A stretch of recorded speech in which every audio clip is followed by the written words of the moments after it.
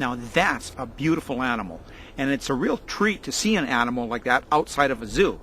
But there's one place I would never want to see an elk like that, or any other kind of animal for that matter, and that is in the middle of the road when I'm driving down it. Now if you look behind me, if you look real close, you can see a white-tailed doe. Can you see it? Now, if it was startled, it wouldn't take any time for it to come darting along the road right in front of you as you're driving down this road. Now, a lot of people are seriously injured and a lot of people die as a result from hitting animals along the road. And personally, as a paramedic, I've attended serious injuries and fatalities when people hit horses, moose, cattle, and I'm even going to tell you a story about how a rabbit caused a fatality, and that's going to be a little bit later on. See, here's one of the problems that happens when you hit a larger animal, such as an elk, a horse, or a moose. You stand a good chance of taking their legs out from under them, and then what happens? The breast of them comes crashing through your windshield. Now, having a 1,000-pound animal coming through your windshield at highway speed is no joke. Now, it's not only the hazard of the animal coming through the windshield, which is a big concern, but you could also end up losing control. You could end up in the oncoming lane. You could be involved in a head-on collision. You could end up going into the ditch. You could end up hitting a tree, a large rock, or you could end up rolling your vehicle. Even a rabbit can cause mayhem on the road. Here's what I mean. Two women were traveling along in their vehicle at nighttime. A rabbit ran out in front of them. The driver swerved to avoid it. She ended up losing control.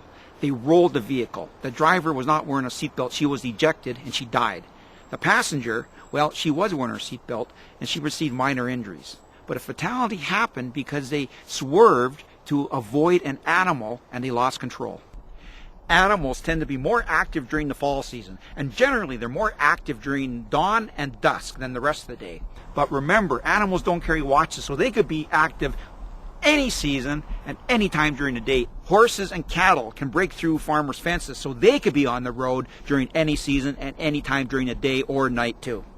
Now, on some roads, there isn't a lot of clearing from the side of the road to the bush. That means your visibility is greatly reduced. And animals could be as close as a few feet off the road, and you won't see them, and you won't know it until they run out in front of you. On these roads, as on all roads, use extreme caution. If you see an animal, slow down. Tap your brakes so you can warn the driver behind you that something's happening.